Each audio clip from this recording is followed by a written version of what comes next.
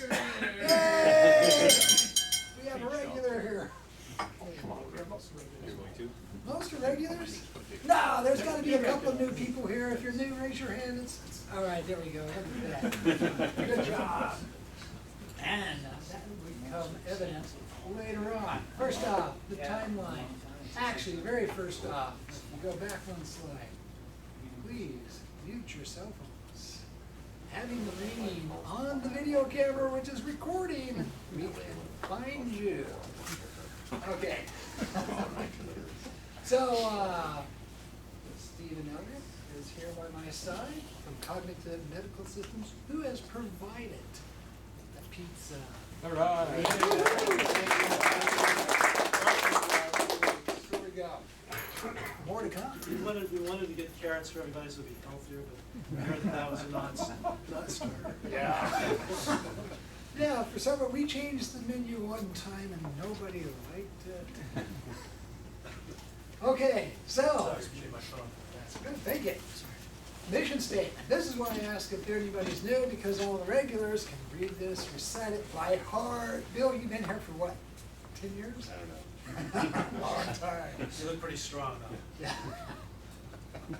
So, really, we get together, have some pizza, have some drinks, sometimes we have beer, but talk about the technology that's going on in the San Diego area. And we're really lucky tonight to have somebody in the San Diego area talking about their technology, which is really probably cool. So then, you know, of course, that networking aspect, which we'll get to in a little bit. I'm Paul Weber, by the way. I run the users group, been doing it longer than Bill's been attending. So, but basically it's you know, putting on the sessions every month and getting the volunteers. The volunteers usually help out by providing speakers. So we need a speaker for next month. Got a couple of people who've opted in to give their presentations. That's good. And then a month later, another person, his brother's coming in from the European continent just to give a presentation here to the San Diego job.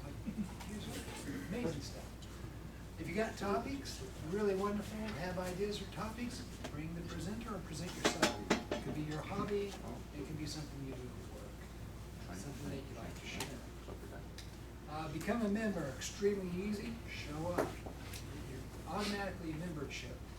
If you want to get notifications though, you got to sign up to the Yahoo group, the SDJUG.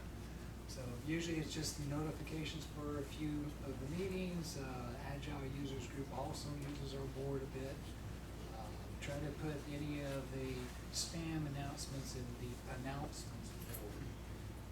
We got some legacy stuff from, I think it's Mountain Group Software or NetObjects or a few other people that have presented to us before in the past. As when I came out of work today, we had 1,267 people sign up on announcements. So, like I indicated, arranging for the speakers for next month, and we have October, that leaves November, December left over. So if you have a speaker, have a presentation, plenty of time to work on it. But is there anybody hiring? That was a setup question. That was, thank you. You're welcome. I appreciate that. I was wondering how I was going to break that over. Okay, so Steve can talk about that later on during the presentations, or he gives a little bit about his company and what he does.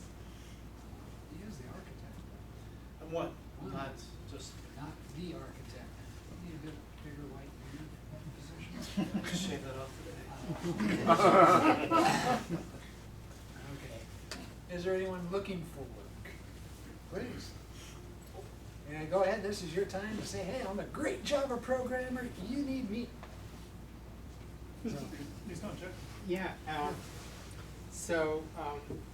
Previously I worked at the CST, another small company. They will take consulting work for another client and project.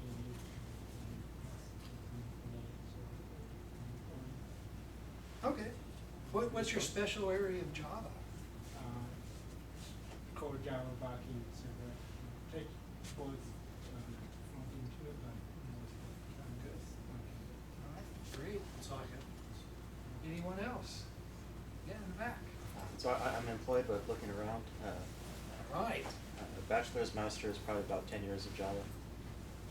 Okay. And we had a secret question up here. Have you done any Java 8? I think I just put it on Eclipse, and I might have run a very simple program with it. Okay, all right, cool. I've been hearing that it's not as easy as it's supposed to be. More to come. Come on in, it's okay. There are seats in the house. All right, was there anyone else who was looking for work or wanted to network about stuff? Okay, great. Moving on, any other announcements? Any other meetings that somebody wants to bring up? Okay, so next month's meeting in September, I'll announce that the 100-year Starship Conference is going on in Houston. Since I'm going, not presenting this year, but I'll be attending. Should be a lot of fun. Okay, now special thanks to our facility sponsors. So Steve Ontitello is one of the co-founders here. And I haven't seen Alexandra, but Sean is here. You're back here. Yeah, thank you, everyone. All right, but thanks for Yes. allowing us to meet here and cleaning up the chairs afterwards. So thank you. Help Joe. Yeah, go ahead, clap for it. All right. So, that's it for me. I'm gonna turn it over to Steve and take it away. Good evening. How many of you, all of you are Java programmers? Yes. No? No. Yes. Okay. Great. So as Paul mentioned, we are actually looking for developers. We've had an incredibly difficult time, for whatever reason, sourcing developers. We have an incredible amount of work, and finding competent people is a challenge. Now, that said, I'm not here to run through the company spiel. I would like to describe some of the things that we do, so if you are interested, hopefully you get an idea of what kind of work we do. I am going to talk about the company, talk about the technologies that we use. I'm not going to get too in depth. I will show some of the things that some of the technologies that we work with. If you have any questions, stop me in the middle. I'll be more than happy to discuss it with you, help you if I can.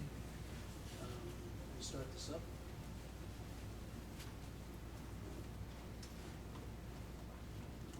So just as a word of caution, I am one of the architects of the company. I am not a presenter. I was defaulted into this because the other people that are normally the presenters are all busy. One's moving, one's at the standards conference, and another one is flying to DC with customers. So hopefully I'll be able to do a decent job. So Cognitive is Cognitive Medical Systems. We are based in Sorrento Valley, short distance from here, a little bit north. I'm sure you all know it.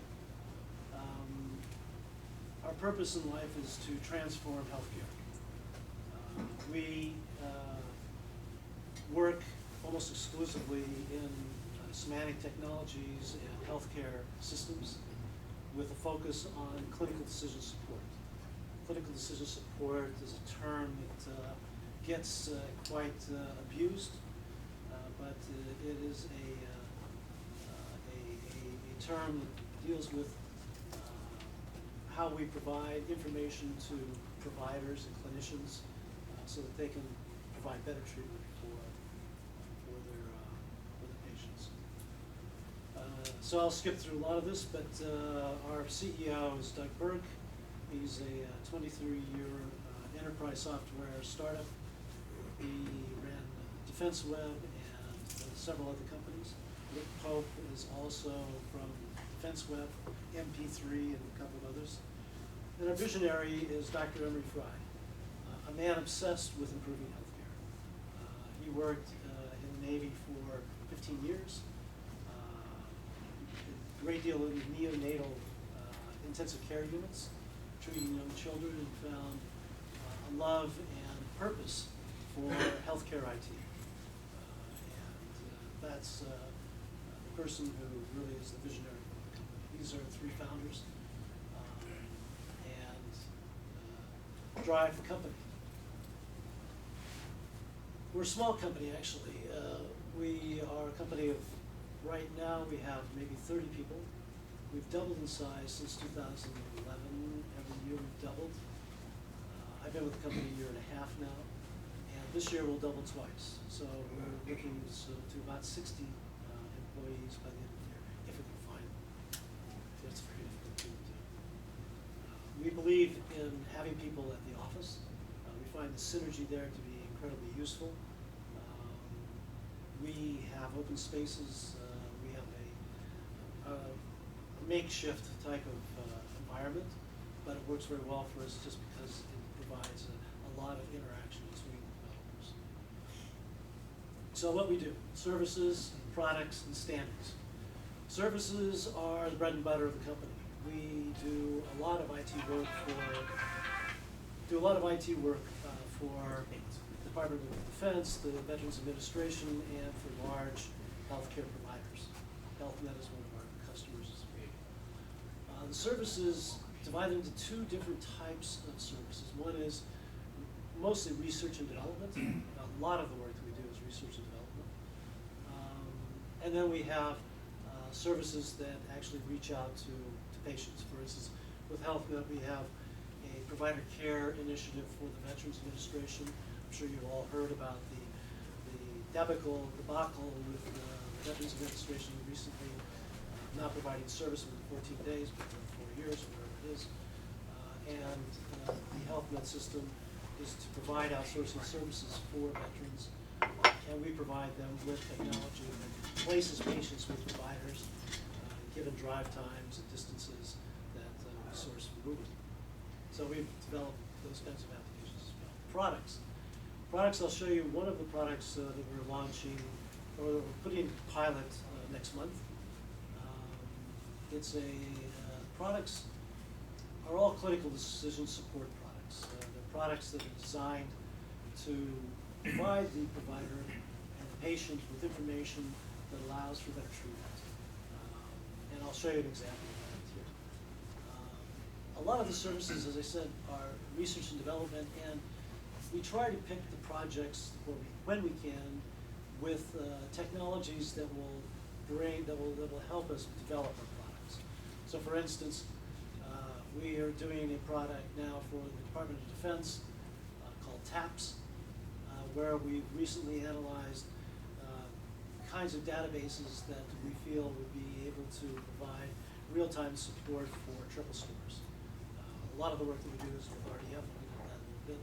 So we've been looking at MongoDB, big data, a lot of the other graph databases, Hadoop as well, so that we can provide an evaluation as to what would be the best storage facility for these large sets of data.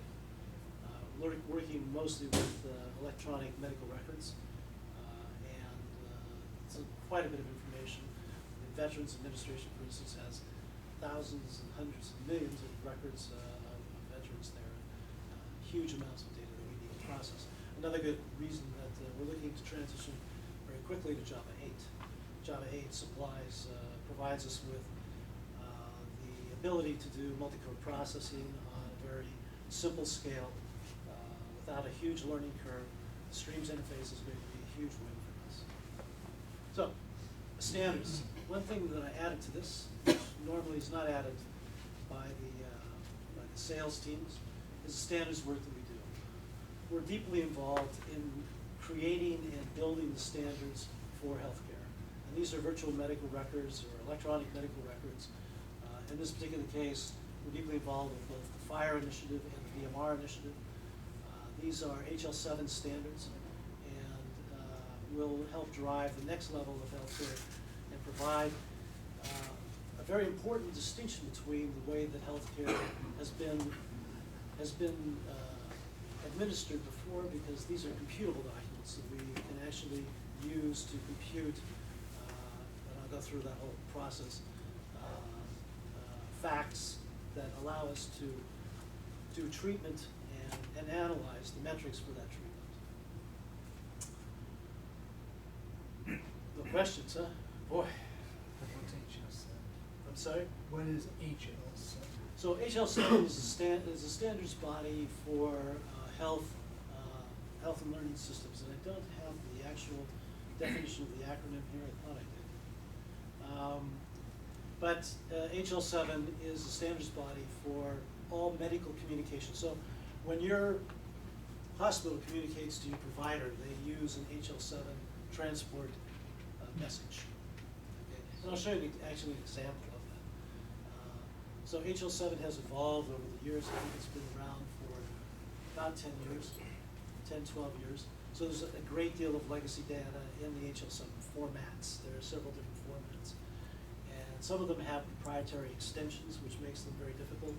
And it's one of the challenges that I'll speak about in a minute of actually building systems that can use this data. Open systems, not closed systems, open systems. One of the things that we do is do open source, and we believe in open source, and we contribute back to open source. Socratic Grid is a framework for healthcare computing that is now currently available from GitHub as a open source project. Engineering R&D services focused on DoD/VA requirements, definitions. I won't read through all of this. I don't know why my notes is not coming up, but anyway, the professional services, I said, are really the bread and butter. We've grown quite a bit based on the work that we've completed for other companies. And we are a small contractor. We're not a prime contractor. We have several prime partners. ASM, we're now working with the engineering of the user interface for the VISTA MUMPS Department of Veterans Administration backend. And so we do a great deal of work in the engineering and R&D services. Like I said, this helps us develop the technologies that we put into our products, which we only have one at this moment. But we have a lot more on the drawing board. Product development, as I said, uses professional services bootstrap. We do provide back to open source. As a matter of fact, we actively support initiatives like Drools, initiatives like OpenCDS. They're all open source. These are all different types of technologies that we use on a day-to-day basis in the work that we do.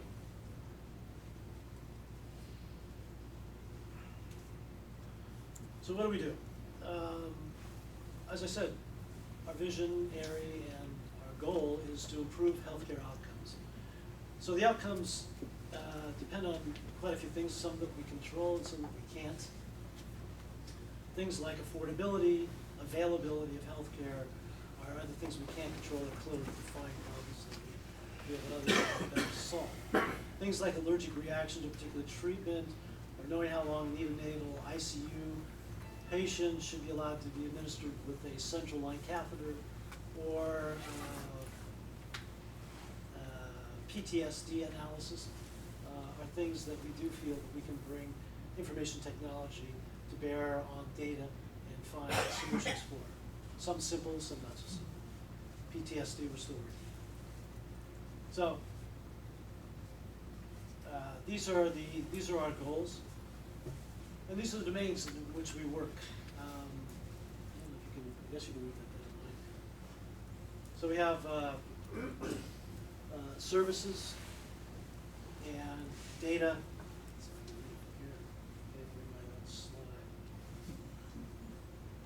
Semantics. Oh, data representation, I'm sorry.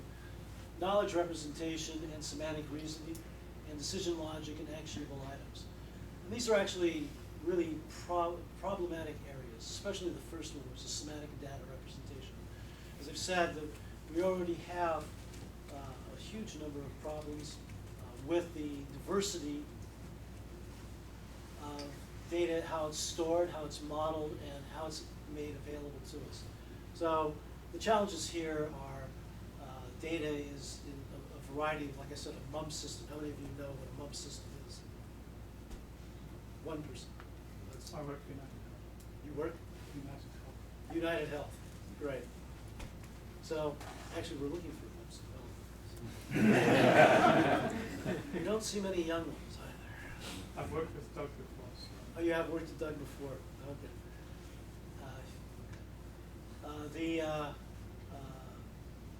So it's stored in either legacy systems like MUMPs, and MUMPs is actually a very good system for what it does. It's just that its accessibility is quite difficult. We're using Vista to interface with it, and it's a system that's not, I'll show you some of the message systems, it's not readily accessible. How data is modeled is also incredibly difficult. It's proprietary. Almost every system has its own way of modeling data. And availability and access, because the availability to the data is generally controlled by a proprietary source. So there's no way for us to reverse engineer because we can't get a hold of the source itself. So our challenge here is to take this diverse data and build them into computable formats. By that, we use XML or JSON, and our go-to is RDF or Resource Description Framework, which is a subject, predicate, object type of triple that is very descriptive, is new technology to myself. I've been working now with a year and a half with it, and it's a fantastic way to describe relationships between and characteristics for different subjects. This is generally what we do with it is transform this into computable formats and build with these models such as VMR and FHIR. These are two of the most standard models for an electronic health record. We use a variety of different technologies to do this. It's very intensive. We take large amounts of data and have to do things like, well, I'll show you. For instance, we take an HL7 version 2 message that's up there, which, you know, it's very difficult to sort of brings a tear to your eye, huh? Not at all. Could be worse, could be better. Anyway. And we transform that from Mirth to XML. Mirth is a HL7 transform tool.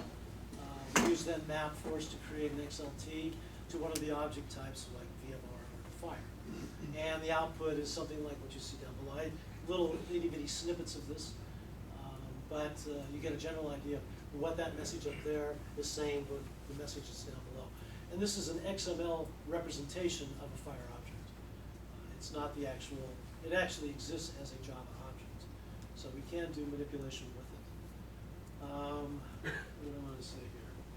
So the idea here is that we're dealing with computable documents that we can actually use to compute facts, literal facts such as creatinine is a LOINC character, LOINC code of 2160. So whether we know that this diagnostic report has something to do with creatinine.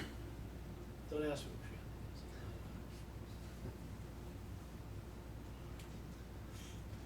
is. In RDF, this is what it looks like. So we have several different representations, RDF being one of the most useful. Why? Because RDF can be used in other systems such as semantic reasoners to compute additional facts about, about the patient, using the creatinine, the demographics, and the other information that is available to us about the patient's history, and things that we know about creatinine, its side effects, its allergic reactions, etc., are all things that we use to compute a clinical decision to help a clinician decide what kind of treatment this person should have. Is that making sense? Awfully quiet. You guys are not eating meat or pizza. Am I going too fast? No? Okay. Faster? So, the second domain is where we want to calculate knowledge representation with semantic reasoning, okay?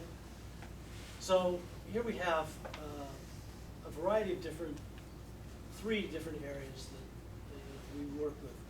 One is our standardized vocabularies, which is SNOMED, which is a clinical terms database terminology system that has in the neighborhood of 370,000 different terms to describe not only different types of conditions and concepts, but subtypes and subconditions, so that you get into a very rich hierarchical domain with SNOMED, which is an acronym. I think I wrote it down, but I always forget it. It's SNOMED is do you remember what it is? No, it's the standardized nomenclature of medical something or other. Clinical terms.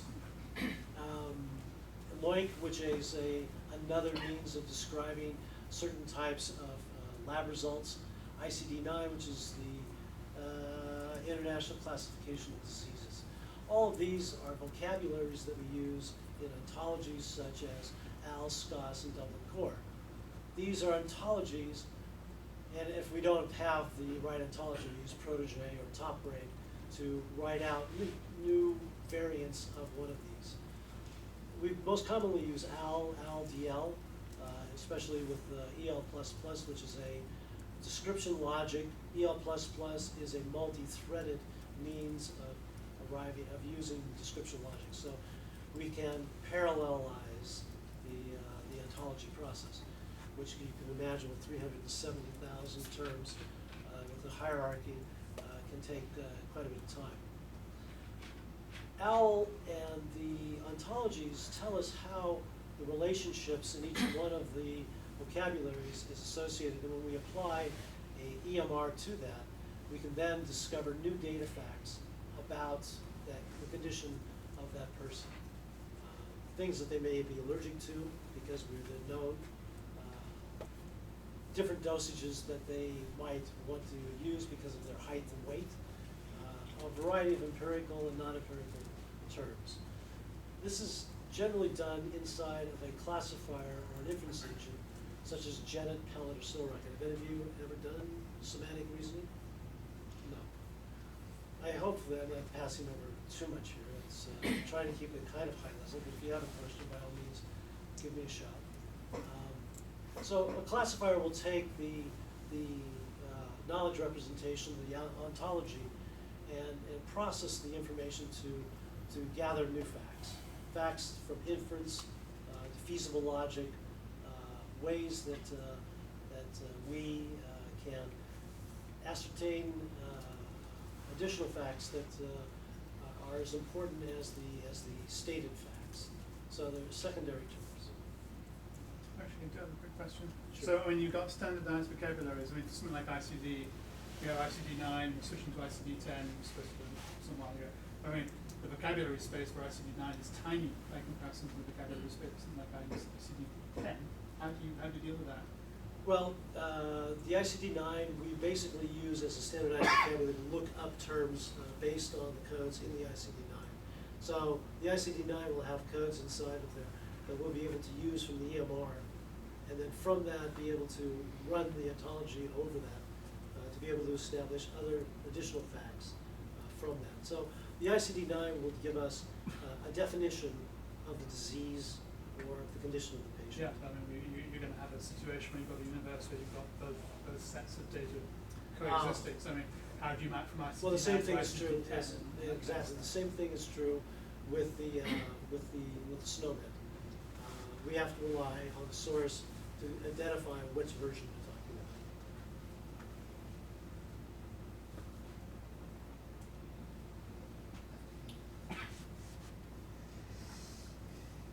So all of the data that we're using is stored in a knowledge base, triple stored big data. As I spoke about earlier, we just recently finished doing an analysis of different types of triple stores.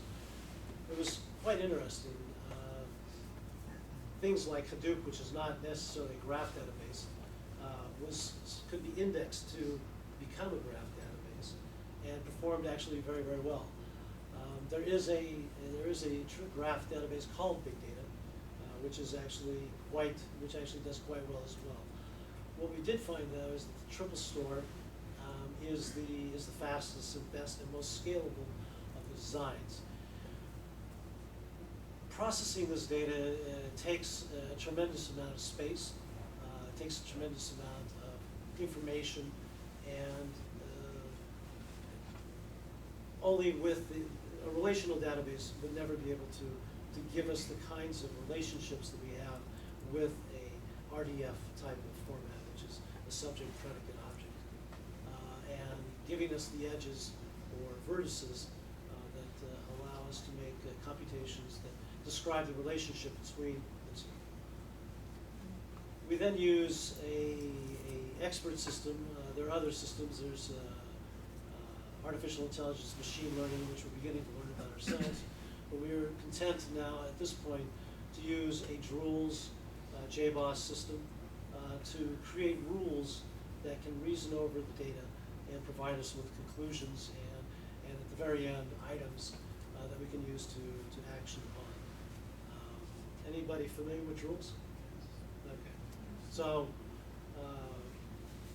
familiar with expert systems. We use these to unfortunately match clinicians with engineers, which is not always the best harmony.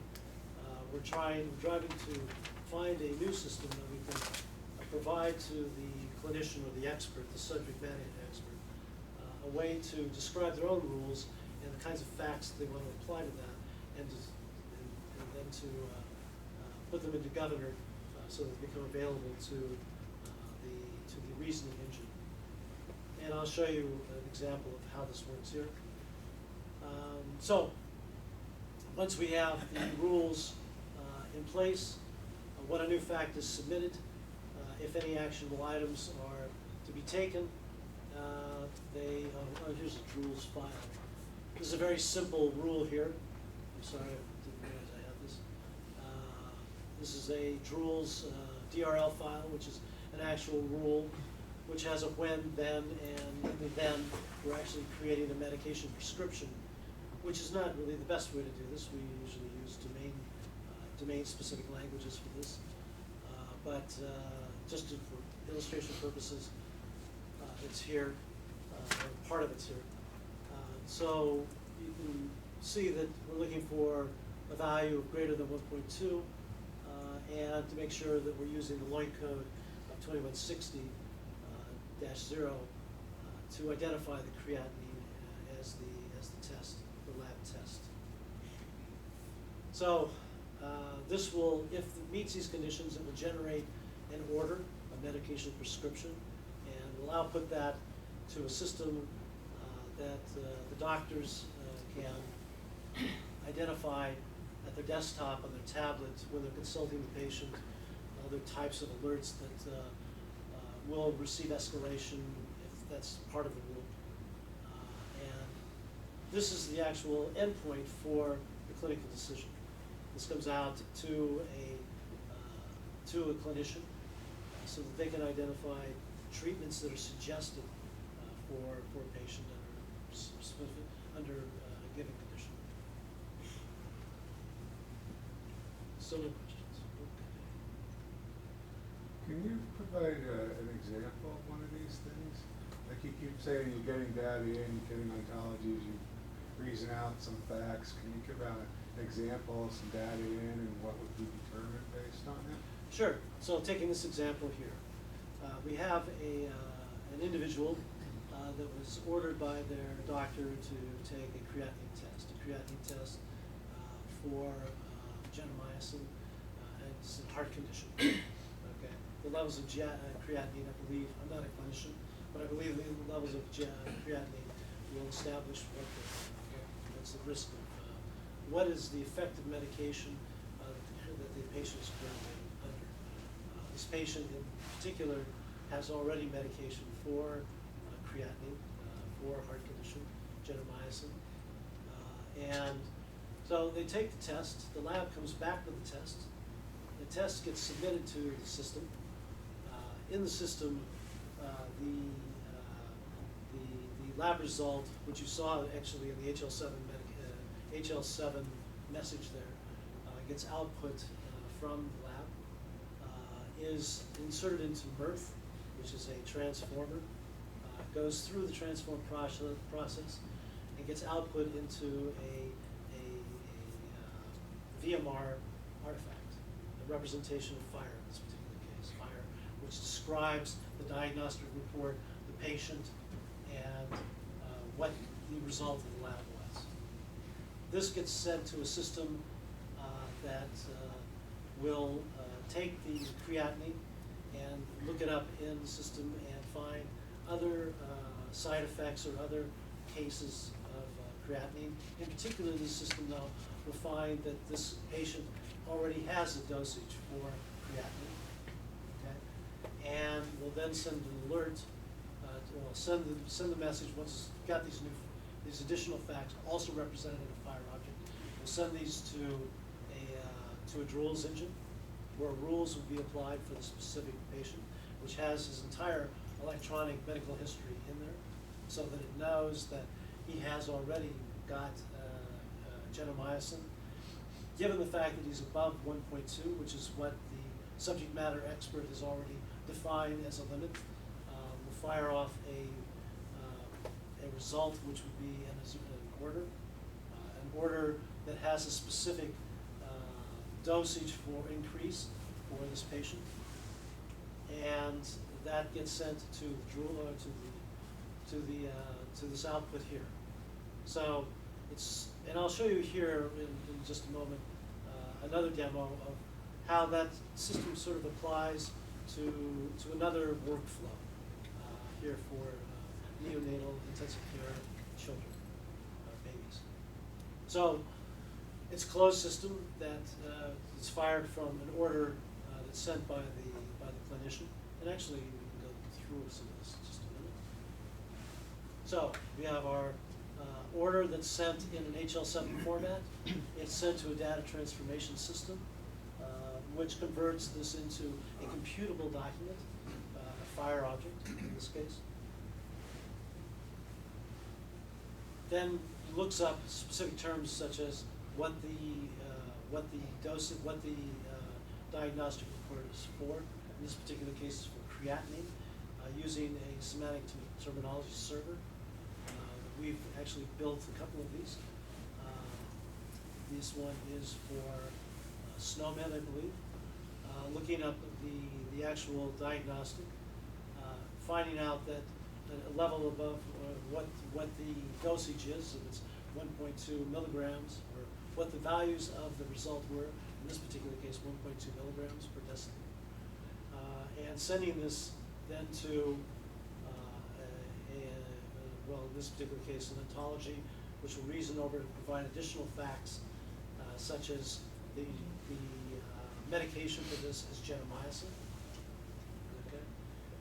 This fact will be then inserted into the Drools engine, where we'll have diagnostic, prescription, demographic, and lab facts for that particular patient. Okay, and then the output will be either, well, it'll be an analytic output. Sometimes can be predictive.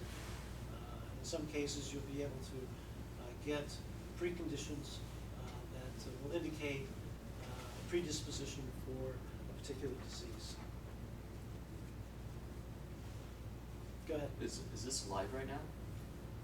A lot of, yes, this is all Yeah. live. So for these alerts, do you find it that I guess doctors and nurses would probably be the end user for these messages? Do you ever find that these alerts are too overwhelming as far as the number that actually get generated? Because I've worked on an engine similar to this, and one of our biggest problems was the I guess what you would call alert fatigue.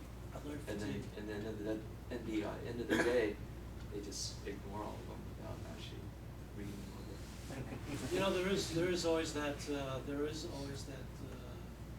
I mean, they get alerts when you're on the floor of a hospital. They get alerts almost constantly, and you're right. They do get alert fatigue. This is a slightly different situation. These are electronic alerts that, alerts. It's sent to an inbox that the doctor is actually using when he's in consultation with the patient. There may be escalation where there is a serious condition that does need to be attended to, and that's not only sent to the doctor, but it's sent to other hospital administrators, to the patient themselves in some cases. So it's not the kind of alerting system you hear when you go through the hospital and it's got all the chiming and all the ringing and, you know, the doctors being called here and there. I agree. I've been in the hospitals like that. It's just, they turn it off mentally and don't pay very much attention to it. It is something that, for this application that we have here, which I'll show in a minute, we're actually kind of afraid that might be a problem for them. This is our second pilot for this particular product. Then I'll show it to you and describe a little bit about what it does. Do you guys have any kind of like closing the loop worked into it where they can redefine the rules or Exactly. you know, tweak them? So we're working on tools now to redefine the rules. As I said, build rules that subject matter experts don't need an engineer to do. At the moment, the difficulty now is that the rules are built in that language that you saw with when-then statement, and that's really not something that a clinician is going to be able to do. What they need is to have a graphical user interface, GUI, that they can build rules with and incorporate them into workflows, because a lot of rules are based on what point of the workflow you're in, where we are, and we're working on tools to allow clinicians to do that themselves. This will be stored in a governor repository, which is a rules repository for rules, and they'll be able to modify them as and will. Alerts, on the other hand, are also something that we're working on that they'll be able to modify, and this is what this application is all about. Being able to determine who gets escalation, what kind of escalation, who gets alerted, and you know, that's another part of it. You have a debug level you can set on these then? I'm sorry? You have basically a debug level you can set on these? Yeah, so you can always set the debug level, right? But what the tool that we hope we're building at this point is a tool that will allow, for instance, this pilot here is built on the same kind of alerting system that I just described. It's for children, neonatal intensive care unit children that are born before term, sometimes as much as 30, 40, 50, 60 days before term, even more. I've never been in a neonatal intensive care unit, but my Emory describes the children as almost fitting in the palm of your hand. So these are children in incubators that are under very special conditions. And the application that I'll demonstrate is an application that is for mainline catheter for the babies, because one of the highest, one of the things that keeps a baby in the hospital the most is infection from catheter. That's also true of people. So this is an application that will monitor the administration of catheters. For babies, there's also the milk program, where a mother's milk is pumped because it's been found that the mother's milk has a much higher immunological factor in the child's life than non-mother's milk.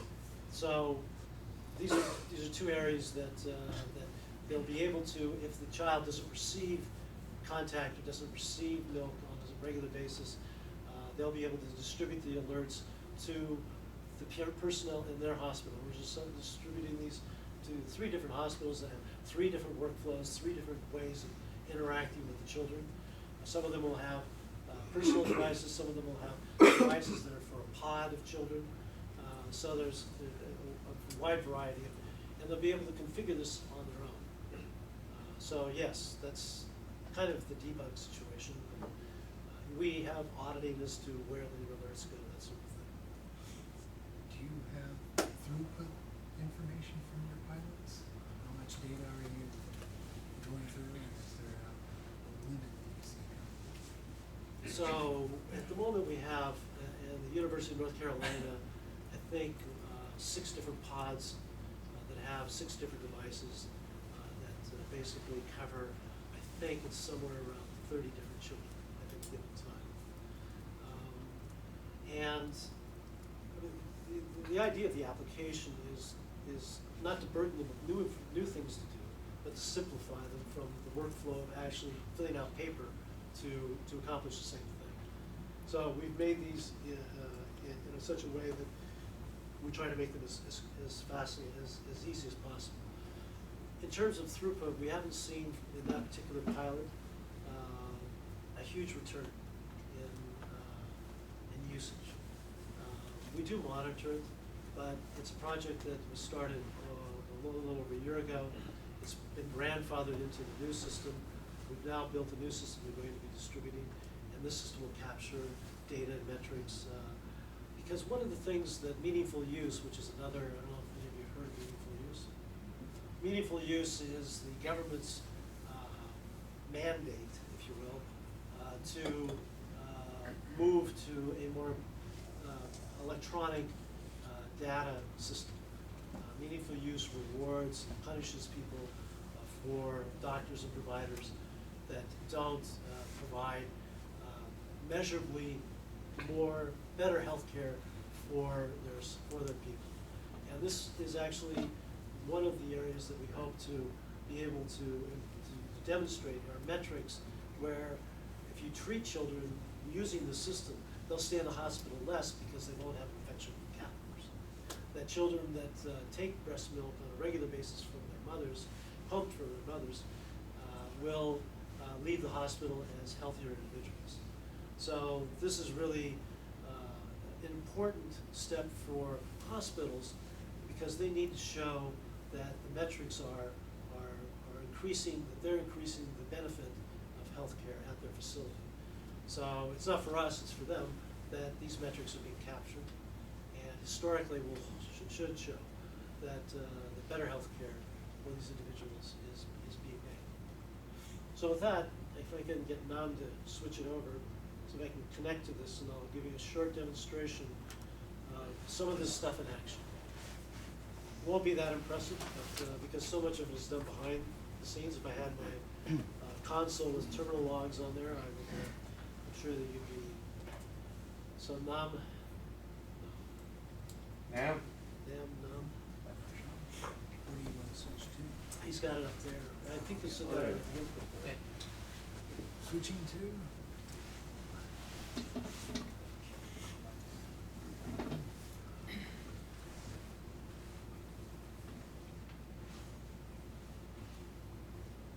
Just make sure that this connects.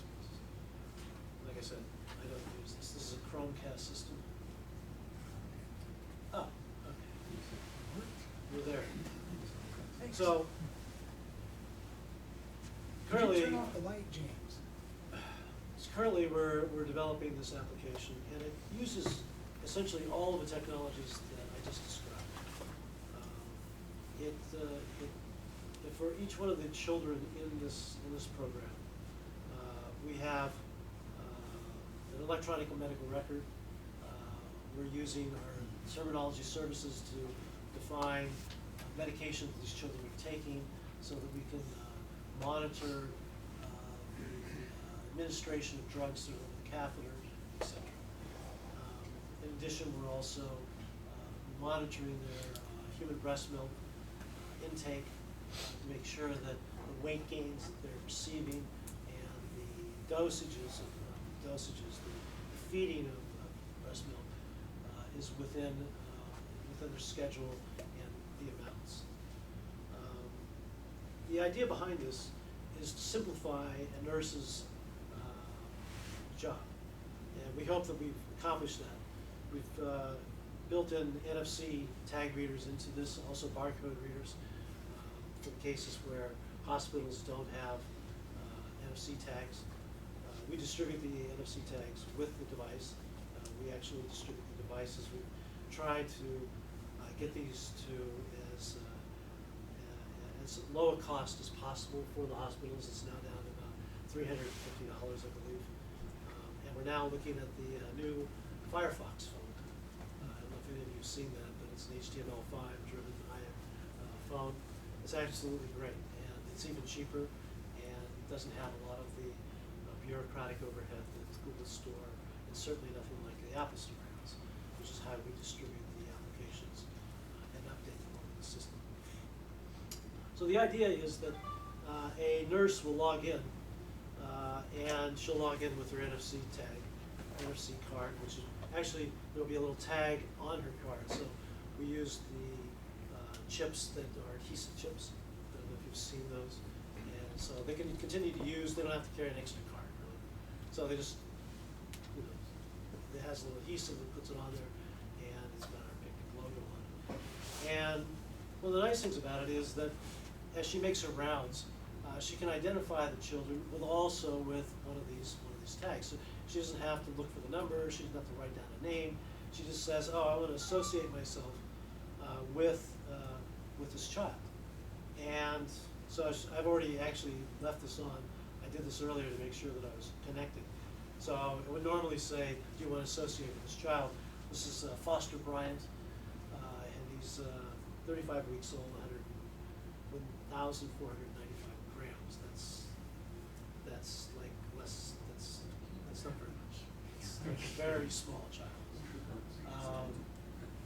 But it's the case that these people receive. And so the intention is that these tags are not going to be attached to the child like you would have a bracelet or anything. Obviously they can't work. It's on their chart. And we can also use the barcode. You can see there's a barcode on the front of this.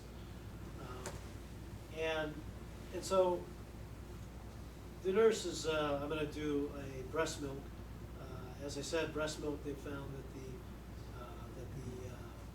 child becomes much healthier when it has the immunological antibodies that are found in mother's milk instead of parent milk or somebody else's milk. And so this is to simplify their entry of data into the system. So instead of having to go out and get data from a system, we're actually going to create our own data here. So the report date is here. This is all driven off of, we started off with PhoneGap on iOS. And we had so many problems with Apple that we decided, and the expense of it, even though nurses love them, we decided that we'd move over to Android, which has a much more sane policy for distributing applications through their store. So a multimedia management system. We then moved over to Cordova, which is the new, what was the new library from PhoneGap. PhoneGap is a JavaScript library. Everybody know that? I'm not talking gibberish again. No? PhoneGap is a JavaScript library that runs on both phones, so you can use your JavaScript on iOS, and with very little modification, we move it over to Android. Still, we found that the performance and some of the widgets, etc., didn't really work for us. So we've now moved to the regular Java implementation on Android. So were you running PhoneGap with jQuery Mobile or? No, I think it was straight PhoneGap. To tell you the truth, we are looking at, now that you mentioned it, additional technologies would be couch-based light, so that we'll be able to provide an offline database so that when they reconnect, they'll be able to upload data that they've collected in an offline situation. You wouldn't expect a hospital to have that kind of situation, but we're not developing these just for metropolitan hospitals. We're more outreach type of communities where Wi-Fi connectivity may actually be an issue. So yeah, that's we're looking at couch-based. I don't think we have jQuery mobile. So you moving from PhoneGap to this native, this is a native app? Right. So was it a big decision because you moved from multi-device to just an Android specific? So we've decided not to support Android or iOS any longer, simply because iOS was just, we had so many headaches with getting at the expense, headaches and expense from the third-party suppliers for the application distribution. And MOS was the name that comes to mind. Was the arbitrator for the third-party update system, and technically they just didn't have the answers that we needed at the times that we needed it. So it put at risk the project that we were working on at the time. Not to mention the fact that if we had really critical data for babies that are 30, 3 or 4 days old in a critical care unit. You can actually put in a life. So it just didn't work out very well. So we did move to Java. We are a Java shop, so it was actually kind of happy. We're a JavaScript shop too. We're actually doing a lot of Node.js at the moment, and Express, and Angular, and Backbone. So yeah. As long as it's got Java in it, we're good. Any knockout? You'd have to ask those guys. I haven't done any knockout. I have heard of it. I've done the Backbone, the Angular. I mean, everything's kind of moving towards, a non-PC environment. So responsive design, CSS media queries, that kind of thing, which can only be done at the CSS JavaScript type of level. So yeah, it's a no-brainer. You got to go there for the client side. Did you make an evaluation between using Android and HTML5 or HTML? It is HTML5. The Android app? Well, the templates that we're working with are all HTML5. It's an HTML5 application. Okay. We're using WebSockets on this. We're using the full. I mean, it's pretty much all. It's responsive. And have you guys worked with GWT, GWT? No GWTs? There you go. Yeah. Okay, so I think that the Android application, and I could be wrong, but the Android compiles to an HTML5 base, much in the way that GWT sort of does. And GWT is my favorite sort of thing. Wonderful stuff. I hated it to begin. How could Java ever do JavaScript better than JavaScript? But it's just such a wonderful thing to have time safety and refactoring. Anyway, we get carried away on something completely unrelated. So I'll answer no to all this, which should fire up an alert. You can think, right?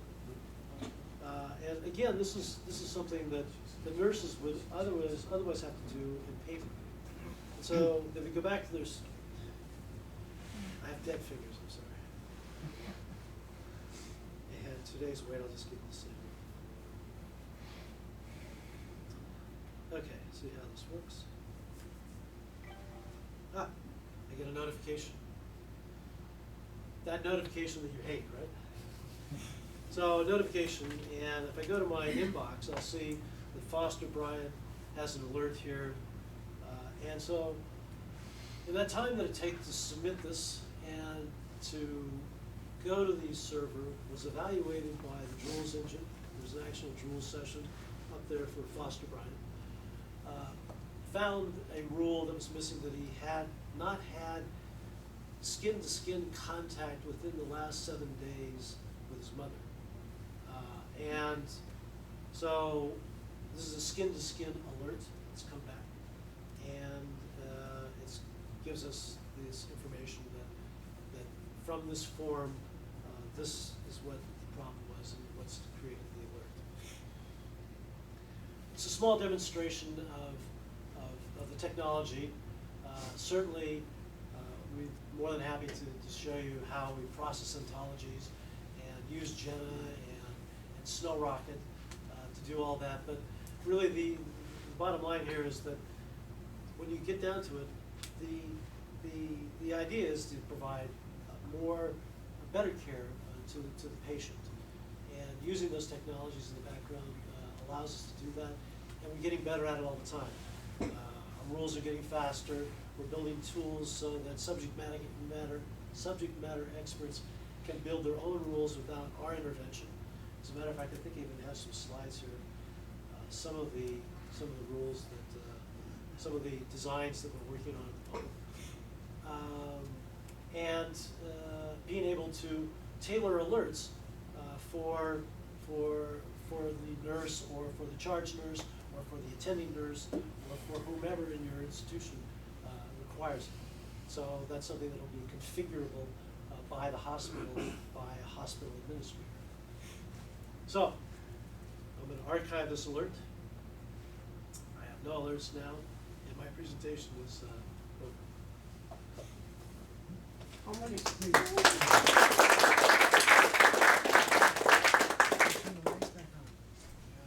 Quick question for you. Sure. You did a live demo. Is there any chance that you have access to the back end, or you can see some of the logs that might have been Do generated? you want to? You guys want to take a look at the back end a bit?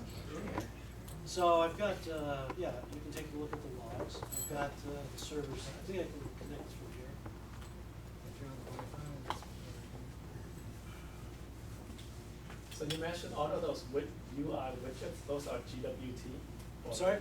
All those, No, I was just drawing the analogy between the Android compile and the GWT type of GWT compile, compiling from Java to an HTML5 base. so which UI toolkit did you use for those? Those are great. Android Studio. It's much better than Eclipse. Much better than Eclipse, even though it's beta. So, having worked with both of them, they're just it's tough. what about IntelliJ? Well, okay, so I don't want to get into that. NetBeans, IntelliJ, let me see if I can connect to these servers here.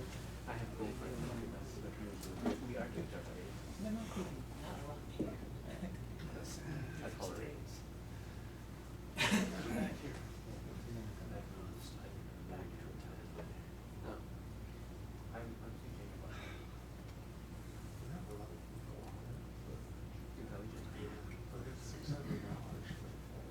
So you caught me at a really good time because I'm really sort of should be working on other stuff. So this is all of my stuff here.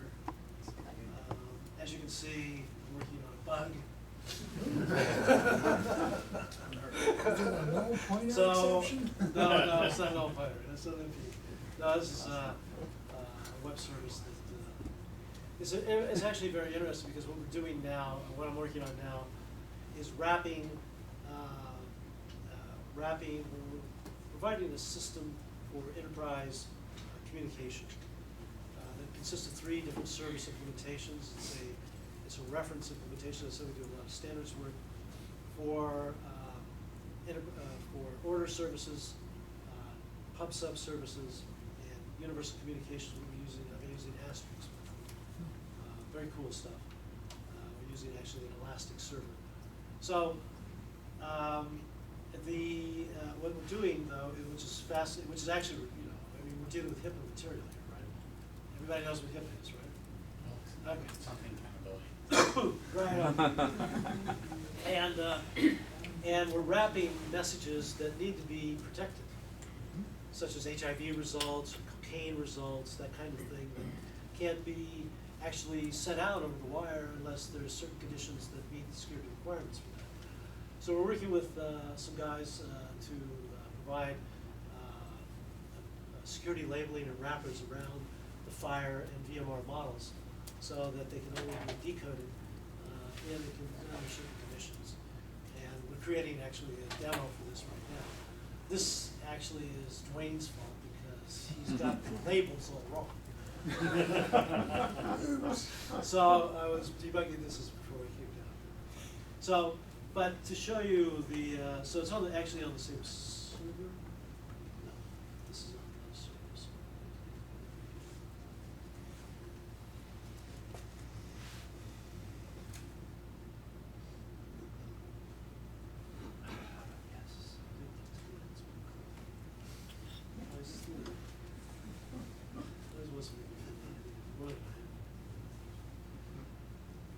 So that's my other show.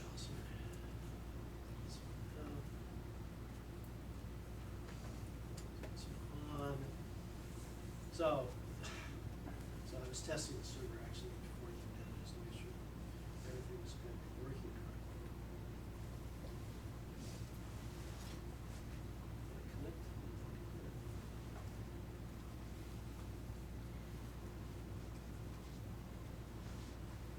It's not this connect.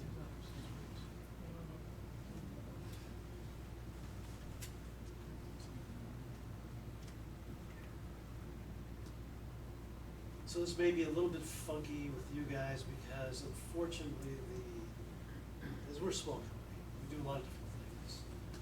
And our information technologist is the guy whose lab this is at AIS, is up here in Claremont Mesa. And as you can see, I'm trying to root into 192.168.1, which is probably your subnet. So I doubt if I'm going to be able to get it through here. I have to change my subnet at home to 192.168.2 so that I can deal with the quirks there, because we've got I think 12 different servers there. And, you know, we still are working on getting our network. This is just the lab. We have actually enterprise services where we have, and actually I should tell you this, we're one of the only companies that I know that is using the Amazon GovCloud for FISMA 2-level security for our deployment of health. So we're not only doing HIPAA, but we're doing HIPAA in the cloud, which is a very, very cool thing. Very scary. Nothing scary. Yeah. The NSA is listening. Right. Oh, yeah, So I'm actually, I think that's my problem here. So I can't really show you, I can actually show you the logs. I mean, here they are here, but I can, Don't have a VPN set. yeah, well, I can't, I do have VPN. It's just that the subnet here is 192.168.1, and I'm trying to reach a server that's also on that same subnet, and it's not going to go anywhere because it's here. Right. So I'm sorry about that. I could, I don't know why this is not scrolling. I don't have this. We do have this. So this is the demo app. The actual. Just close this out. I don't know if you want to see the logs. I don't have another phone that accesses these services. We are in development on the pilot, and I can reach those through this other subnet here. This is compiled.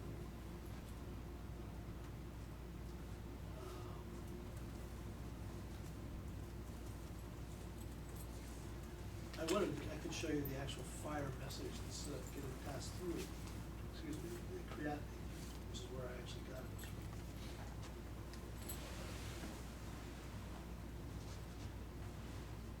This is here.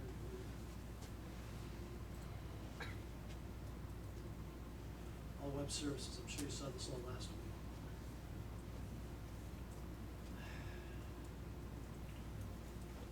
Yeah, I don't have it built. So this is the compile of web services.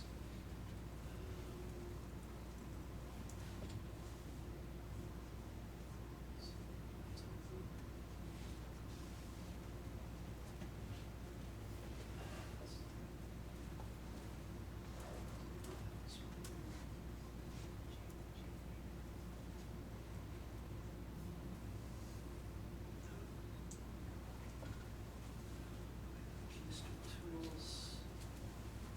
Show the messaging.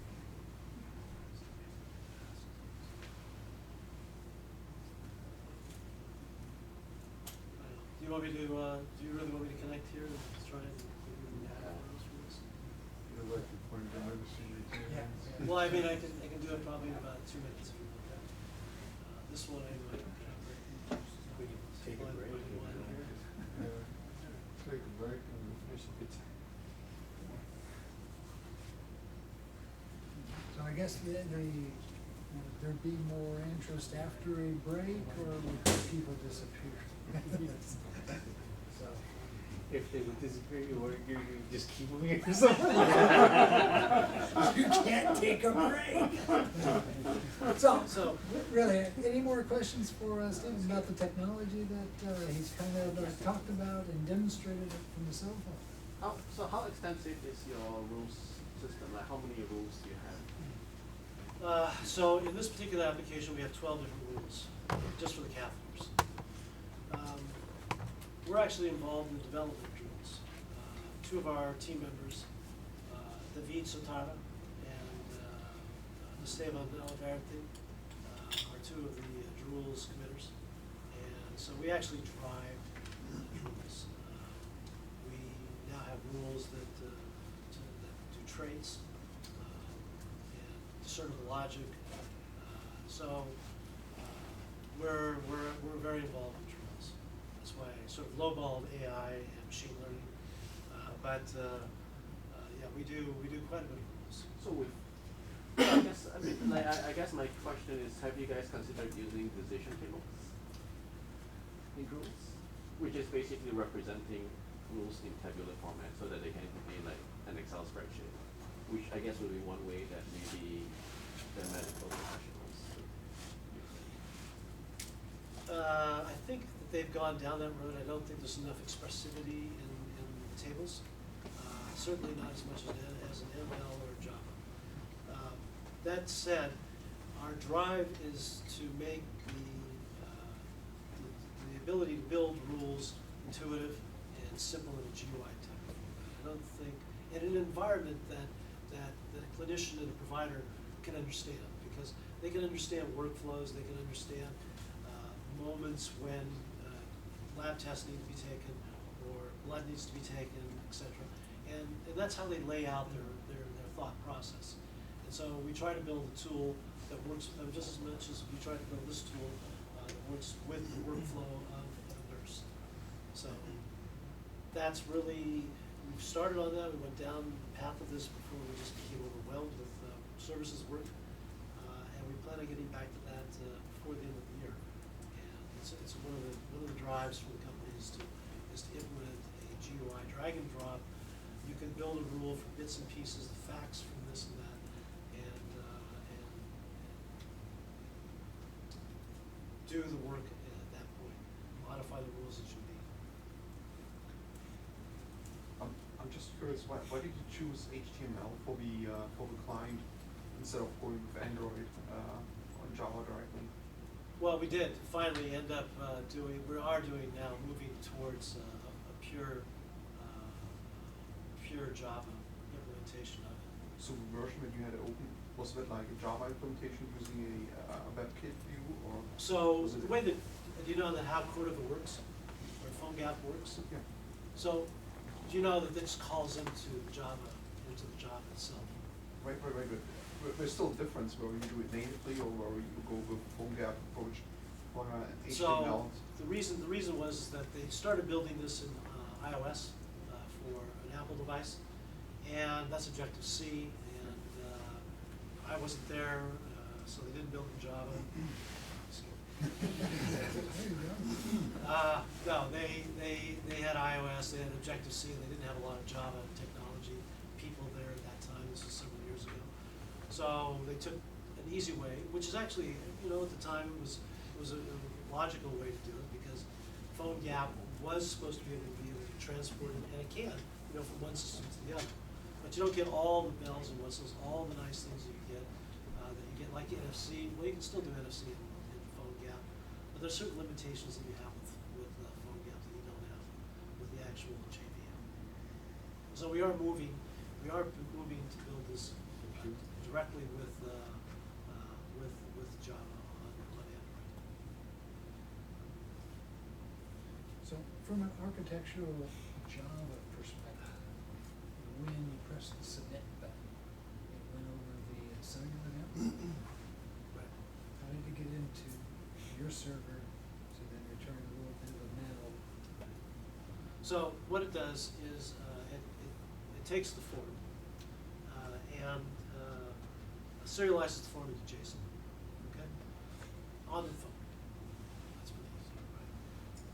And then sends it up to the server over an HTTPS SSL connection. Just we don't have a security risk. When it gets to the server, it goes to in this particular case, it's an alias RESTlet. RESTlet is a servlet that routes messages basically to different services.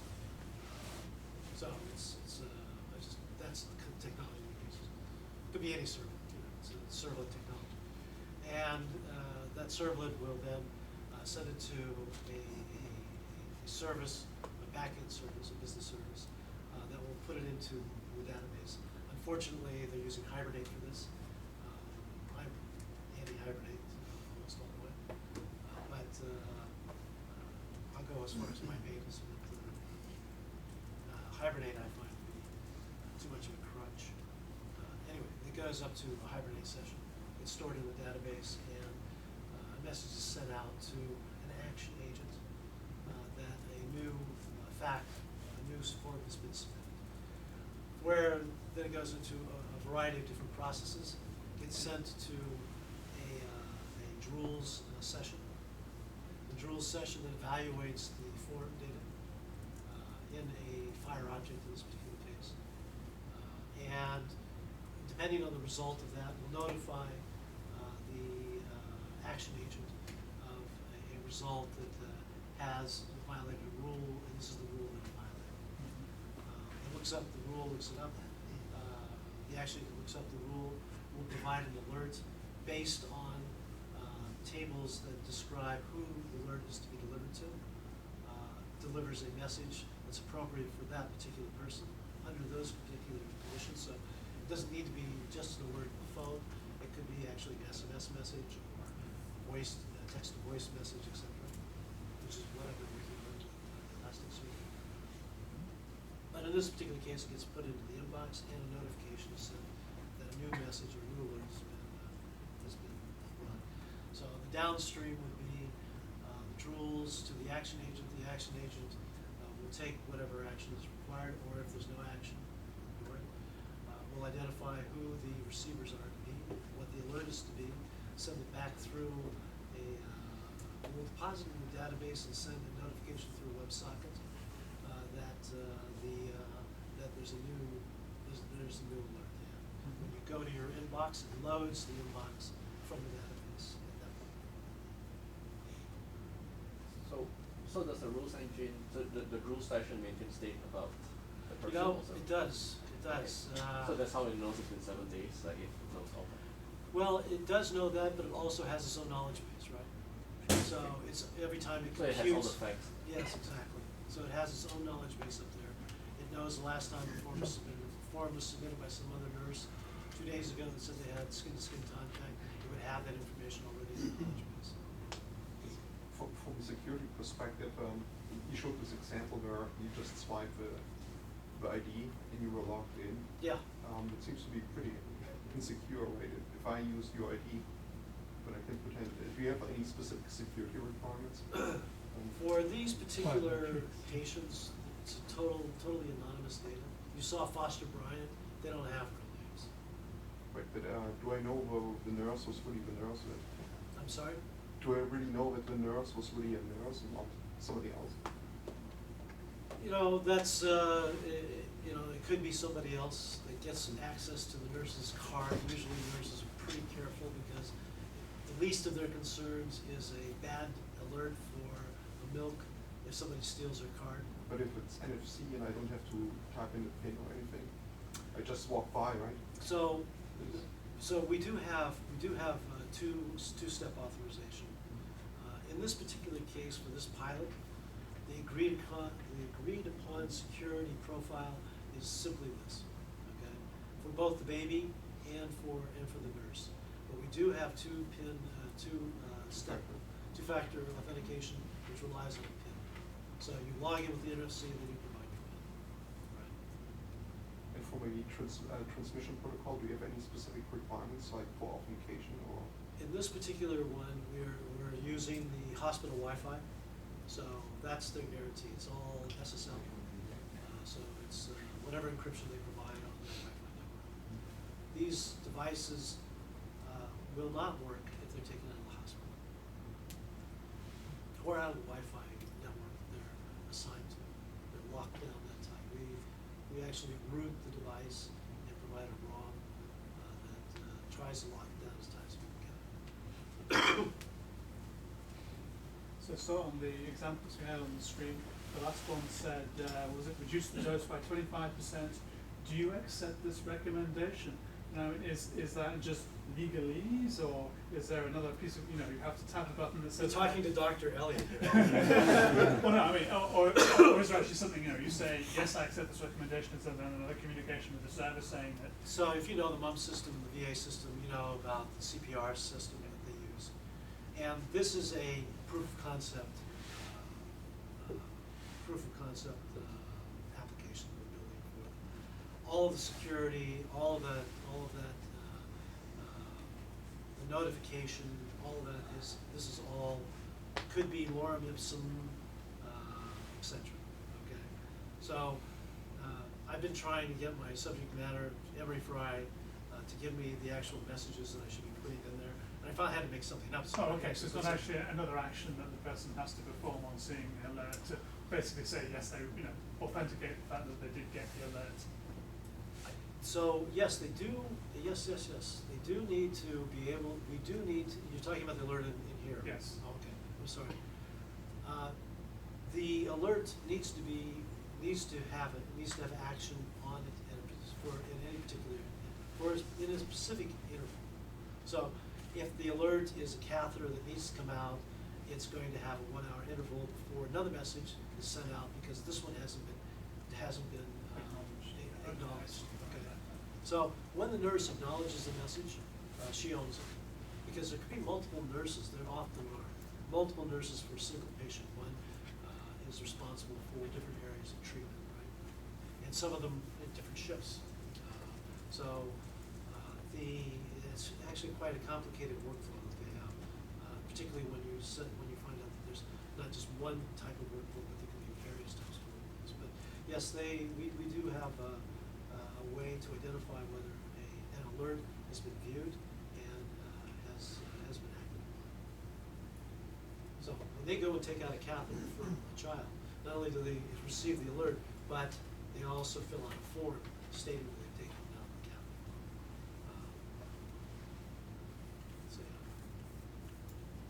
So this this application that you have actually connects to a medical equipment that can communicate back and forth the data? That's our goal, Our goal is to provide individuals with outpatient care with a device like this, okay, that they can hook up a blood monitor, they can hook up actually a blood analyzer, they can hook up a scale. We've actually priced this stuff out, and we can get a patient with a full complement of diagnostic equipment, a blood monitor, cusp. They can get a weight, a scale. Mm-hmm. And there's a couple of other things. What about medications? Haven't gone that far. Giving I know that medication Emory's taken a very close look at this, and I think that for about $700, we can get the Firefox phone, and we can attach these devices. They're all Bluetooth, and then provide the patient with outpatient monitoring that reminds them to take their medication, or reminds them to take their blood pressure, or reminds them to do this, and it gets fed into the system, and when it's recorded, it's sent up to the machine, to the servers that will do the evaluations there. But yes, that's You need an application to remind them where they put their phone. where they put their phone, right? It's probably the case, but we're hoping that the phone will be something that will find itself. It's such an ubiquitous device for people that if we can, they're not going to lose it.